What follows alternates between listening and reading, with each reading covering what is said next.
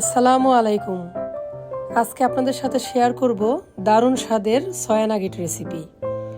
মজাদার এই রেসিপিটি মাছ মাংসের স্বাদকেও হার মানিয়ে দেয়। তো চলুন শুরু করি। প্রথমে সয়া নাগেটগুলোকে আমি গরম পানিতে সিদ্ধ করে নিব। 4-5 মিনিট সয়া নাগেটগুলোকে নাড়াচাড়া করে আমি এটাকে নামিয়ে নিব এবং সেই সাথে ভালোভাবে চেপে পানি ঝরিয়ে নিব। এখন একটি প্যানে সামান্য তেলে সয়া নাগেটগুলোকে ভালো করে ভেজে নিব। ভাজার সময় আমি কিছুটা লবণ ছিটিয়ে দিব। সয়া নাগেটগুলো ভাজা হয়ে গিয়েছে, এবার এটাকে তুলে রাখব।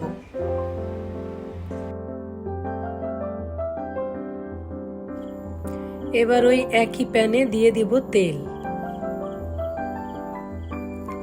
এর মধ্যে দিয়ে দিব পেঁয়াজ কুচি এবং মরিচ কুচি। পেঁয়াজ এবং মরিচকে কিছুক্ষণ ভেজে নিব। ভাজা হয়ে গিয়েছে, এবার এর মধ্যে দিয়ে দেব একটা ডিম।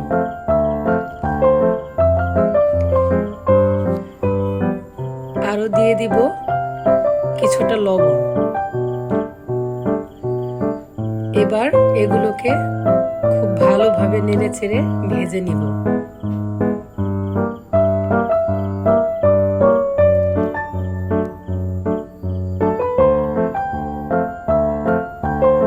এবার এর মধ্যে দিয়ে দিচ্ছি পেঁয়াজ বাটা, রসুন বাটা এবং আদা বাটা।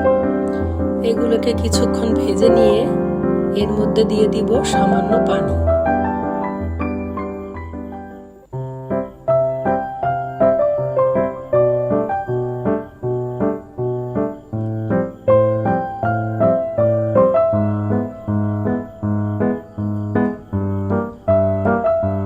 এবার এর মধ্যে দিয়ে দিব হলুদের গুঁড়া এবং মরিচের গুঁড়া।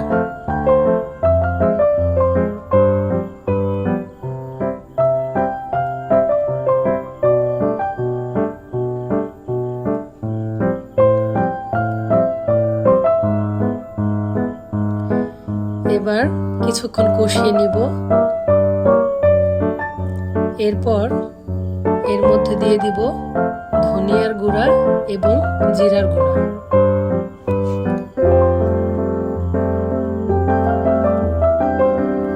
আরো কিছুক্ষণ কষিয়ে নিয়ে আমি সয়া নাগেটগুলোকে এর মধ্যে ঢেলে দিব।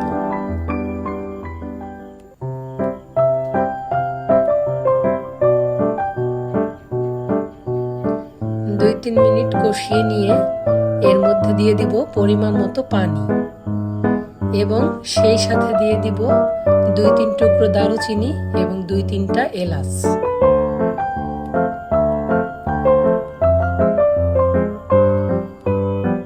এবার 6 থেকে 7 মিনিট কষিয়ে নিব সয়াবিনগুলোকে।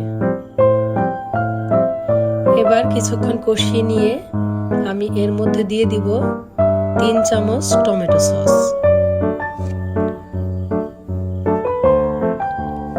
আরো 2-3 মিনিট কষিয়ে নিয়ে এর মধ্যে দিয়ে দিব কিছুটা ধনেপাতা কুচি।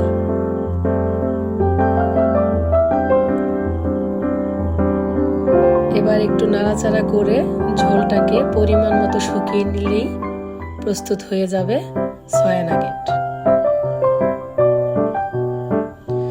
আমি একটু ঝোল ঝোল রেখেছি, আমার কাছে অত শুকনো ভালো লাগে না। আপনারা চাইলে আর একটু শুকিয়ে নিতে পারেন।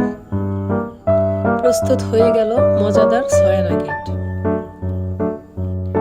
এই রেসিপিটি একবার হলেও বাসায় করে দেখবেন, এর স্বাদ আপনি কখনোই ভুলতে পারবেন না। এতক্ষণ সাথে থাকার জন্য ধন্যবাদ। আসসালামু আলাইকুম।